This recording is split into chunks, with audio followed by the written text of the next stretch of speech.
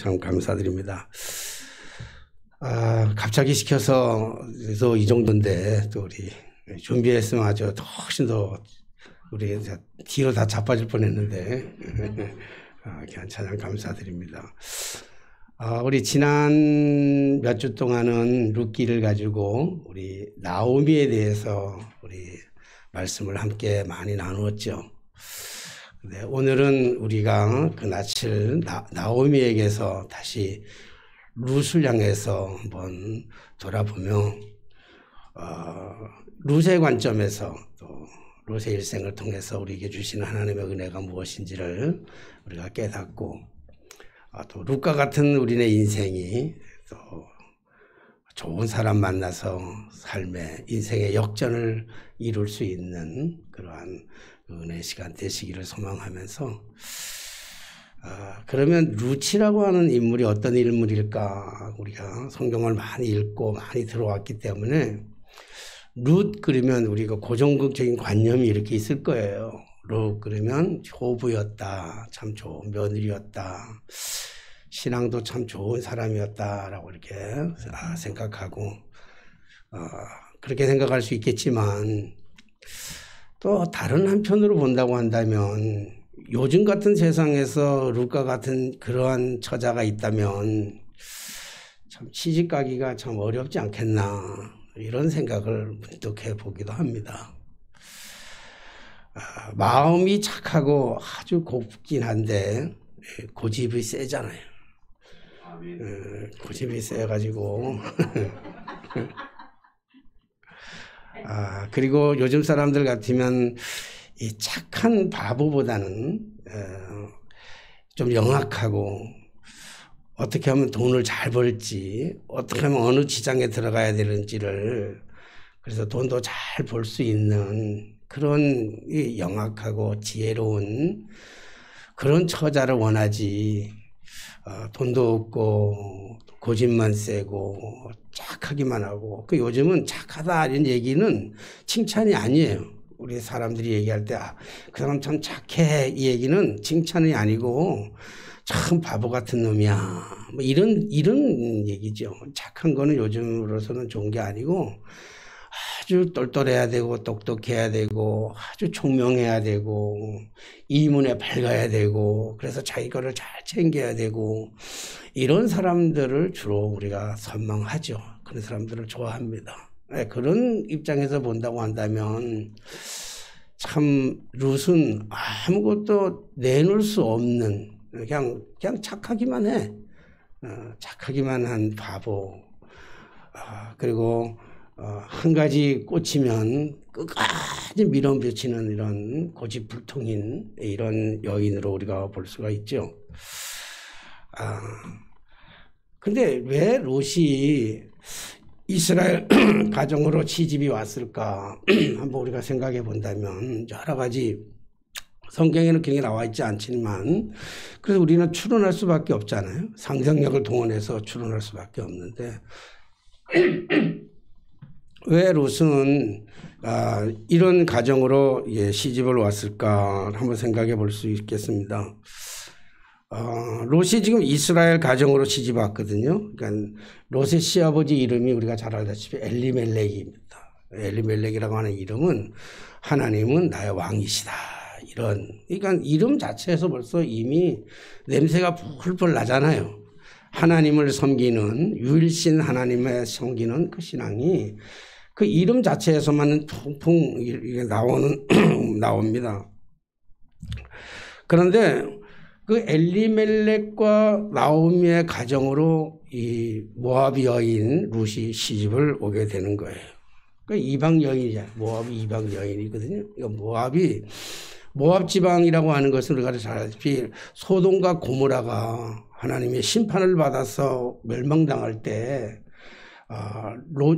롯이 거기서 하나님의 은혜로 도망 나오다가 롯의 부인이 뒤를 돌아봐가지고 소동 기둥이 되고 롯의 두 딸이 이제 자손을 번성하기 위해서 아버지에게 술을 먹이고 그리고 취중에 아버지 방에 들어가서 근친상간 아버지하고 관계를 맺어가지고 큰 딸이 모압을 낳게 되고 작은 딸이 암몬을 낳게 되는 거죠.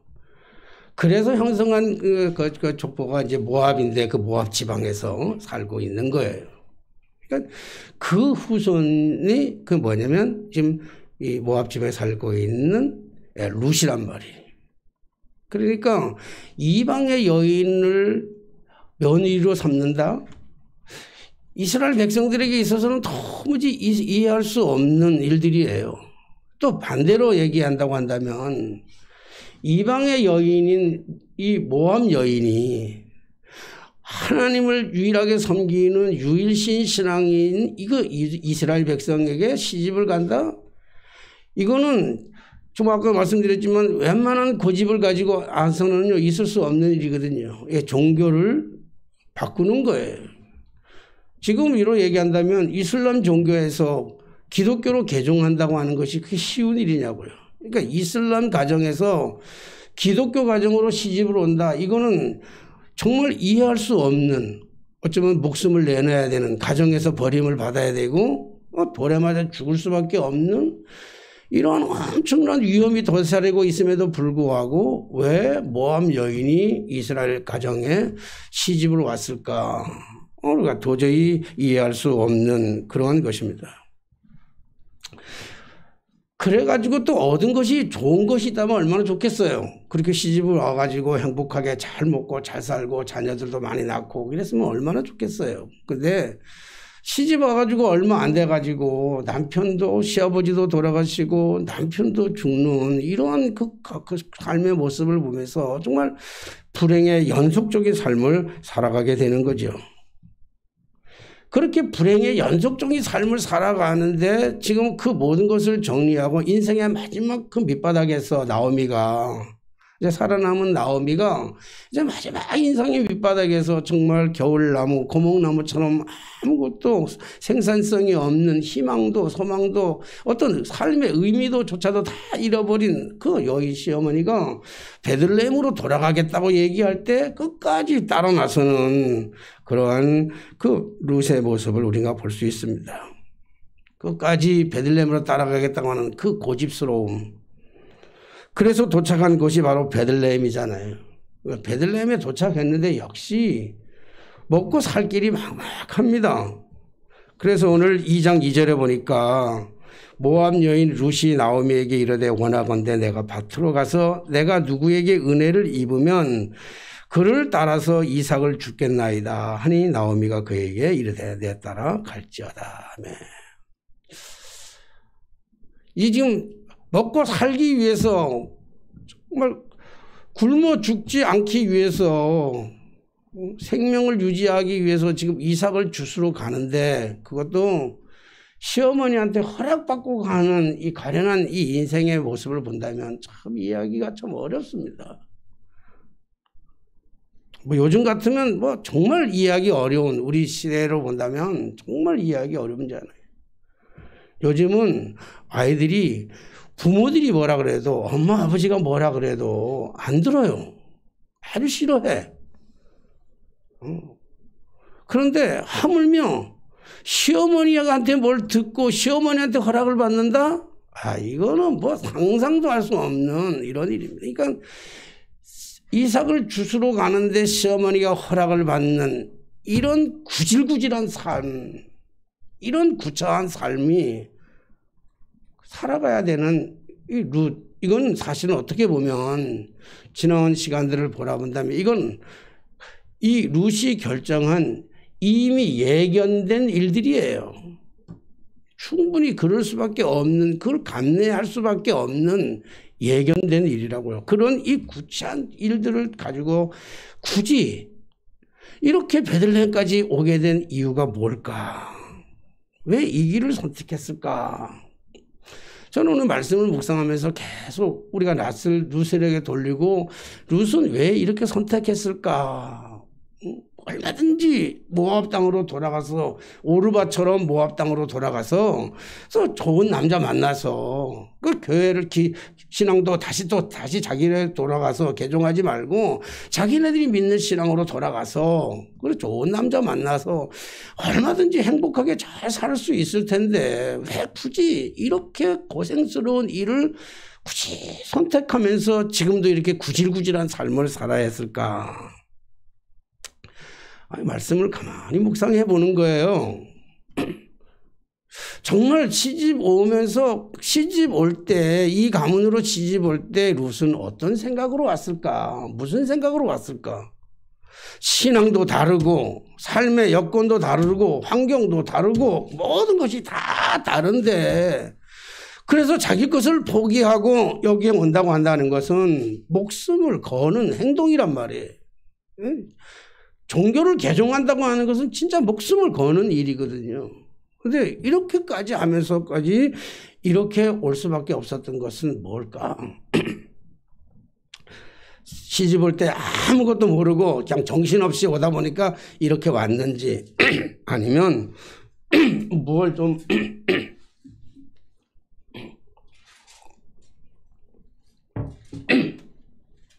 알았을까라고 하는 그런 것들을 우리가 깊이 추론해 볼 필요가 있는데 가만히 추론을 해보니까 룻이 이렇게 모든 것을 포기하고 나오미를 따라서 베들레헴까지 가겠다고 그렇게 고집스럽게 끝까지 붙들고 붙쫓았더라 그랬잖아요.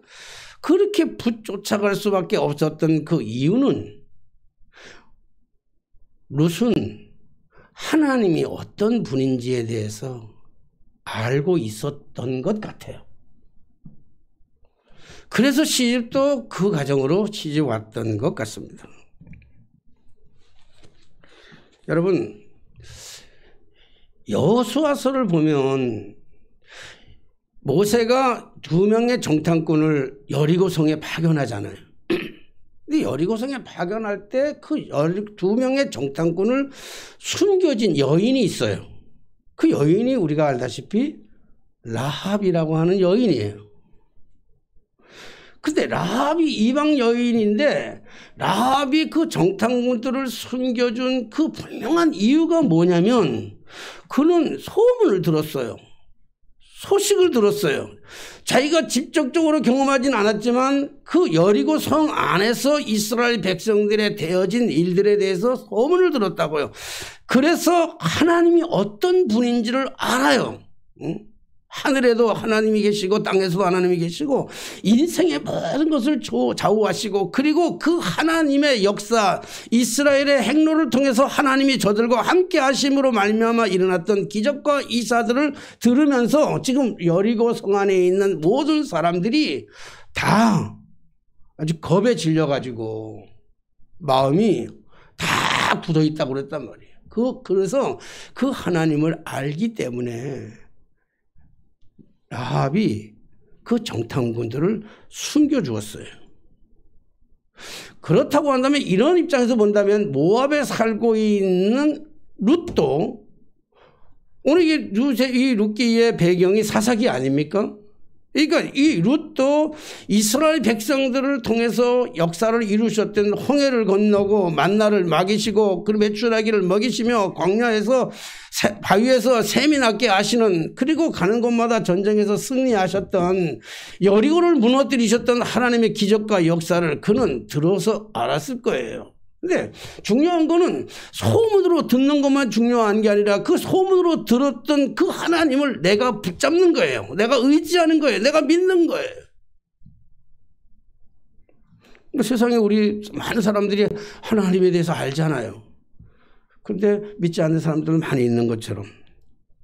그러니까 이 모압 여인 룻도 하나님에 대해서 하나님이 어떤 분인지 심지어 하나님은 증거를 통해서라도 심판을 통해서라도 하나님의 그 자녀를 사랑하시고 끝까지 보호하시고 책임지신다고 하는 그 사실을 남편의 죽음을 통해서 시아버지의 죽음을 통해서 그 자신들이 가지고 있는 그 비참한 삶을 통해서 왜 우리가 이렇게 고통을 당해야 되는지 하나님이 왜 우리 가정에 이런 징벌을 주시는지에 대해서 나오미는 그것이 하나님의 단순한 징벌이 아니고 하나님의 단순한 심판이 아니라 하나님이 이 가정을 사랑하시는 그 애정이 있다고 하는 사실, 하나님이 이들과 함께 하시기 때문에 돌아오라고 하는 하나님의 그 사랑을 그가 알고 있었던 거예요. 그래서 1장 16절로부터 17절 말씀에 보면 룻이 이르되 내게 어머니를 떠나며 어머니를 따르지 말고 돌아가라 강권하지 마옵소서.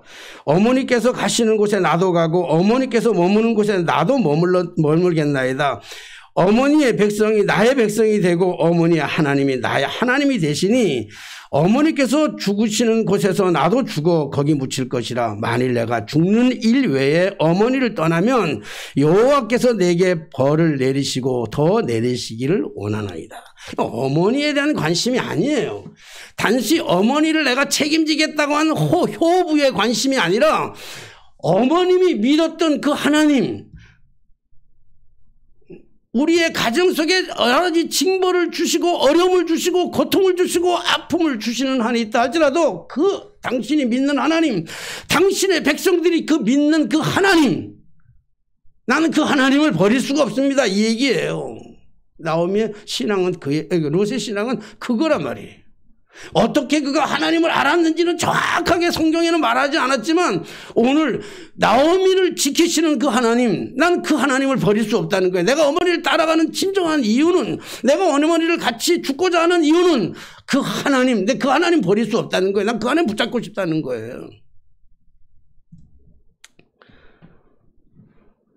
이런 룻의 모습을 보면서 우리 성경을 또 다시 읽다 보니까 오늘 성경을 읽다 보면 이게 눈에 이렇게 확 들어오는 단어가 있어요. 오늘 확 들어오는. 그게 이제 3절 말씀인데, 한번 3절 말씀 한번 읽어 주실래요? 3절 말씀. 2장 3절. 자, 찾으셔서 한번 읽어 볼까요, 여러분들이? 내가 물 마시는 동안에 시작.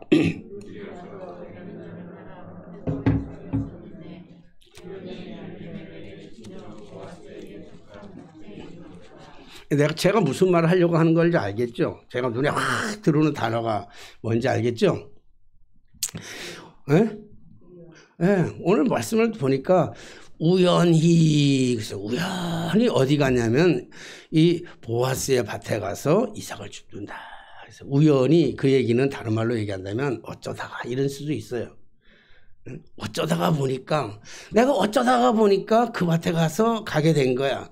어쩌다가 보니까 내가 그 밭에서 있는 거예요. 어쩌다가 보니까 그 밭에서 지금 이삭을 줍고 있는 거예요. 어쩌다가. 이게 우연이라고 하는 말로 오늘 여기에 포장하고 있어요.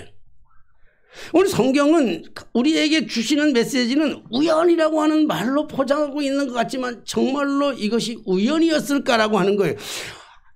입장을 바꿔놓고 룻의 입장에서 보면 우연일 수도 있을 거예요. 룻은 계획하지 않았잖아요. 아무것도 계획이 없어요.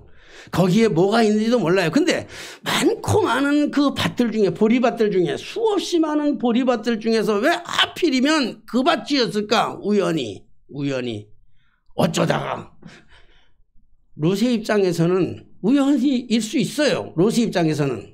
근데 우리가 하나님의 입장에서 본다고 한다면 이것이 어찌 우연이라고 얘기할 수 있겠냔 말이에요. 하나님의 입장에서 보면 우연이 절대 아니고 우연을 가장한 하나님의 필연입니다. 이것은 하나님의 계획이었고 하나님의 섭리였고 하나님의 은총이었고 하나님의 축복인 줄로 믿습니다. 저희 가정은 믿지 않는 가정이에요. 대대로 제 16대 가정인데 16대 우리 내 들어보니까 16대라 그러더라고요. 성씨는 저 중국에서 온 성씨라고는 하긴 하지만 정확하게 그런 거 잘 몰라 요즘은. 근데 16대인 거는 분명한 것 같아. 16대까지 15대까지는 아무 예수 믿는 사람도 없고 제가 16대인데 16대에서 예수 믿는 사람은 한 사람밖에 없어요. 그러니까 예수 믿지 않는 가정에서 1년에 몇 차례씩 제사 드리는 가정에서 예수 믿는 사람이 나온다. 그것도 막내 아들이 예수를 믿게 된다. 이거는 거의 불가능한 일입니다. 이거는 뭐 상상할 수 없는 일이에요. 예수 믿는다는 거죠. 그럼에도 불구하고 그 과정에서 제가 예수를 믿게 되었고 교회를 다니게 되었고 교회를 다니다가 뭐 쉽게 얘기한다면 어쩌다가 우연히 주님을 인격적으로 만나게 되었고 주님을 인격적으로 만난 이후에는 신학을 공부했고 신학을 공부한 다음에 지금 목사가 되었잖아요. 근데 어떻게 보면 내가 치밀한 계획을 가진 게 아니에요. 내가 예수를 믿어야, 교회를 다녀야 되겠다. 예수를 믿어야 되겠다. 그리고 예수를 만난 사건과 그리고 신학을 공부한 사건과 목사가 되어가지고 지금까지 온 것 가지고 내가 일일이 어떤 시간표를 그려가지고 다 한 건 아니에요. 분명히 아니야. 근데 내 입장에서 본다면 어쩌다가 보니까 우연히 보니까 이렇게 하다 보니까 여기까지 왔어요. 여기까지 오게 된 것이거든요. 그러니까 나의 노력과 내 의지와 전혀 어떤 데는 상관없이 여기까지 오게 된 건데 여기까지 온 것을 돌아보니까 제가 오늘 또 얘기합니다. 제가 좋아하는 찬송가 그거 아닙니까? 지나온 모든 세월 돌아보아도 그 어느 것 하나 주의 손길 안 미친 것 전혀 없네. 여러분, 나는 우연히 걸어온 것 같고 나는 우연히 선택한 것 같지만 하나님께서의 완전한 계획과 완전한 기획, 하나님의 섭리였고 하나님의 은총이었고 하나님의 축복인 줄로 믿습니다. 그래서 이사야서 43장 1절로 2절 말씀 보면 너는 두려워하지 말라. 내가 너를 구속하였고 내가 너를 지명하여 불렀나니 너는 내 것이라. 내가 물 가운데 지날 때에도 너와 함께 할 것이다. 강을 건널 때 물이 너를 침몰치 못할 것이며 그 다음에 불 가운데 지날 때에도 불꽃이 너를 사르지 못하리라. 여러분, 이 말씀은 읽을 때마다, 이 말씀을 들을 때마다, 이 말씀을 볼 때마다 제 가슴이 막 쿵닥거려요. 뛰어요. 심장이 뛰입니다. 너무 거룩하게. 너는 내가 너를 구속하였고 내가 너를 지명하여 불렀나니 너는 내 것이라. 여러분, 내 인생도 내 삶의 전부도 내 것이 아니고 그분이었다. 그분의 것이었어요. 나는 어쩌다가 온 것 같고 나는 우연히 온 것 같은데 하나님은 절대로 우연이 아니라 하나님은 철저한 계획을 가지시고 하나님은 철저한 기획을 하시고 하나님은 우리를 여기까지 인도하여 주신 줄로 믿기에 우리의 인생은 우연이 아니라 우연을 가장한 하나님의 필연인 줄로 믿습니다. 오늘 우리가 이 말씀을 통해서 또 놓치지 말아야 될 중요한 단어가 하나 있는데 그게 뭐냐면 4절입니다. 4절 다 읽으면 시간이 많으니까 제가 4절에 눈에 확 띄는 게 있는데 그 단어가 뭐냐면 뭐 같아요? 마침.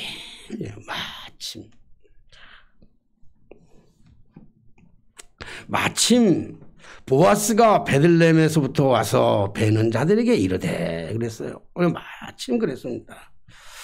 여러분, 기가 막힌 타이밍이잖아요. 마침이라고 하는 것은 정말 기가 막힌 타이밍이야. 얼마나 기가 막힌 타이밍. 이건요, 누군가가 계획하고 누군가가 계획해도 이 정도 잘 안 돼요. 정말 드라마 같은 거 아닙니까? 그래서 우리가 살아가는 우리의 인생의 삶이 어쩌면 드라마예요, 드라마. 근데 마침 그때 어떻게 이런 일이 일어났을까 하는 이때에 그 찾아온 사람이 누구냐면 보아스예요, 보아스. 보아스는 강력한 사람이란 뜻입니다. 힘을 가진 사람이란 뜻이에요. 그러니까 나오미에게 있어서는 이 밭의 주인이기도 하고 이 밭의 주인이기도 하면서요. 근데 우리가 보아스의 아버지가 누구냐 혹시 아세요? 근데 성경을 안 찾아보면 잘 모르긴 한데 마태복음에 보면 나오거든요. 마태복음 보면 보아스의 아버지가 누구냐면 살몬이에요. 살몬. 살몬은 들어본 적이 없으니까 잘 뭐 삶아 먹는 건지 뭔지는 잘 모르겠지만 살몬인데 그의 어머니의 이름을 보아스의 어머니의 이름을 들으면 깜짝 놀란다고요. 그가 누군가 하면 바로 라합이에요. 라합. 기생 라합. 여리고성에 있던 기생 라합이 살몬을 만나가지고 결혼을 해가지고 아기를 낳는데 그 아기가 누구냐면 보아스란 말이에요. 너무 기가 막히잖아요.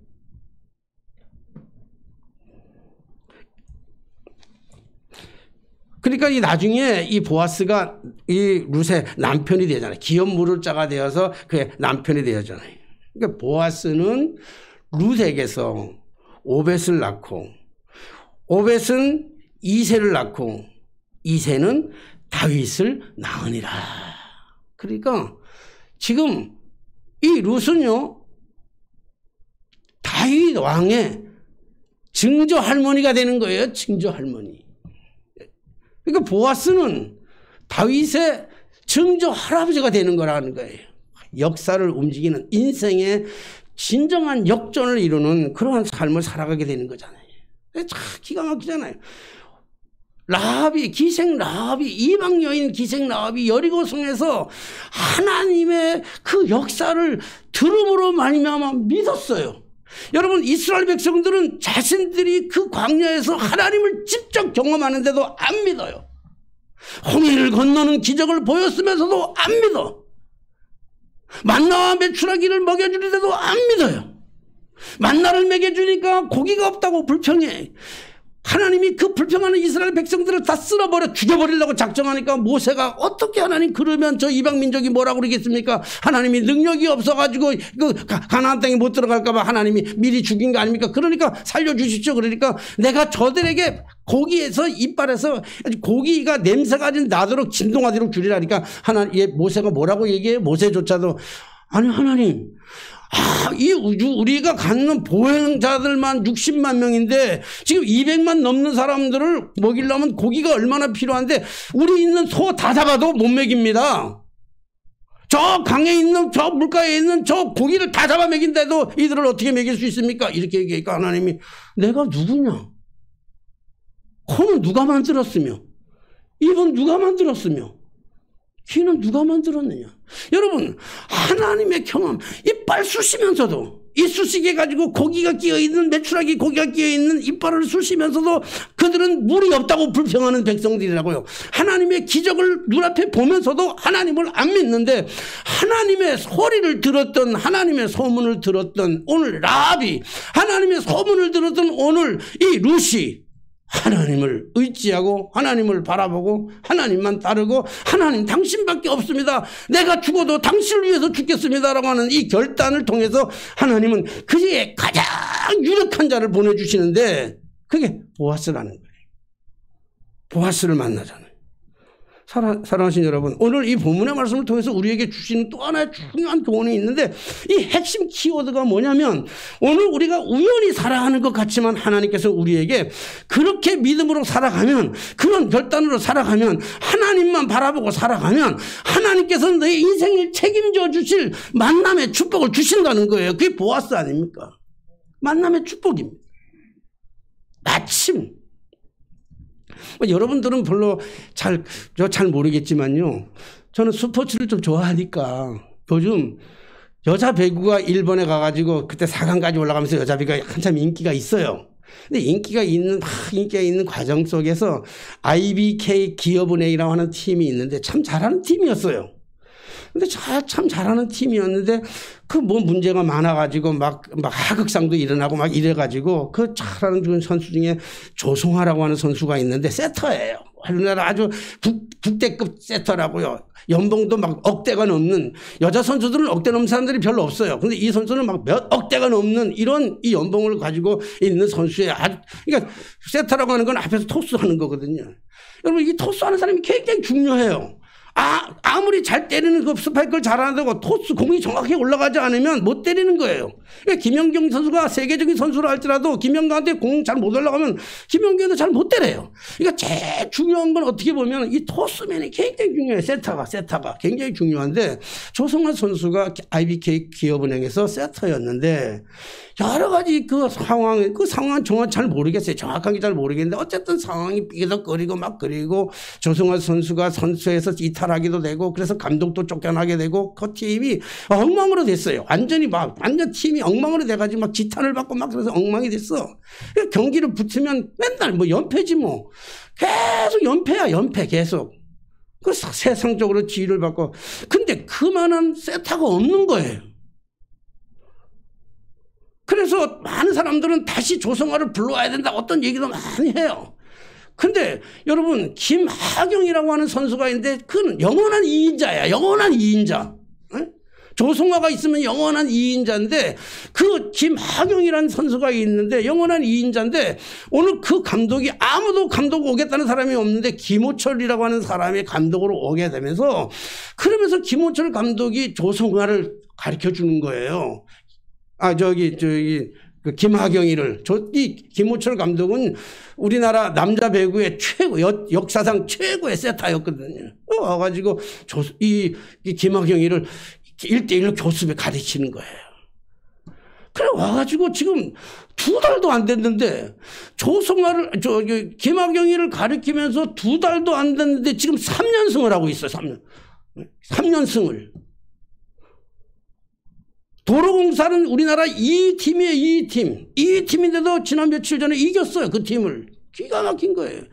여러분 김하경이라고 하는 영원히 2인자로 살아갈 수밖에 없는 이 선수가 김호철 감독을 만나니까 인생이 뒤집혀져요. 이 선수는 이제 국대급이 될 수 있을 것이고 이 선수는 조만간에 억대 연봉을 뛰어넘는 그런 선수가 될 거라고요.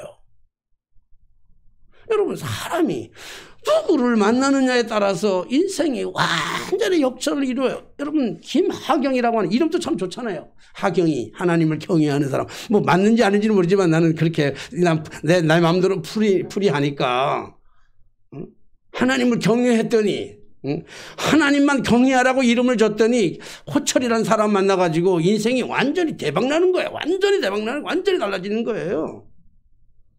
여러분 하경이가 호철이를 만나서 인생이 그렇게 바뀌는 인생으로 살아간다고 한다면 인생의 역전을 과시했다면 우리야 어쩌겠어요. 우리는 그 김호철 감독이 아니라 우리는 만물의 주제이시고 우리의 인생의 모든 인류를 구원하신 예수 그리스도를 만나는 축복의 역사가 우리의 삶 속에 있었기에 우리의 인생도 분명하게 역전이 될 줄로 믿습니다. 얼마나 좋아요. 지금까지 지내온 것 주의 크신 은혜라. 한이 없는 주의 사랑 어찌 이루 말할까. 여러분 지나온 모든 세월 돌아보니까 나는 어쩌다가 여기까지 온 것 같은데 우연히 여기까지 온 것 같은데 하나님은 그때마다 필요에 따라 필요한 사람들을 붙여주시고 역사하시고 지금까지 우리를 인도하신 하나님, 그 하나님은 우리가 예수를 끝까지 붙잡고 있는 한 우리 예수님은 절대로 우리를 떠나지 아니하시고 우리를 축복해 주실 줄로 믿습니다. 오늘 그 하나님의 그 거룩한 은총이, 그 축복이 남들이 보기에는 참 미련하고 바보스럽고 그렇게 그 고집센 사람처럼 보일는지 모르지만 하나님의 그 놀라우신 사랑의 그 품삯은 우리를 떠나지 아니하고 영원히 지켜주시리라고 믿습니다. 말씀 안에서 기도하면서 주님의 십자가를 붙잡고 믿음으로 승리하며 나아가는 저 여러분들의 삶이 되게 되시기를 주님의 이름으로 축원합니다. 늘 우리와 동행하시며 우리에게 때마다 시마다 적소적소에 사람들을 붙여주시고 환경을 변화시켜 주셔서 우리를 통해서 하나님의 기적을 경험할 수 있도록 인도하여 주시니 감사합니다. 루시 보아스를 만남으로 인생의 역전을 이루었던 것처럼 우리가 예수 그리스도를 만남으로 이미 우리 안에 인생의 역전은 이루어진 줄로 믿습니다. 우리의 삶에 아름다운 축복의 열매들이 주렁주렁 맺히는 그날까지 절망하지 말고 시리에 빠지지 말고 넘어지지도 말고 한눈 팔지도 말고 오직 주님만 바라보며 승리하는 저희들의 삶이 되게 하여 주옵소서. 예수님의 이름으로 기도하옵나이다. 아멘. 찬송가 50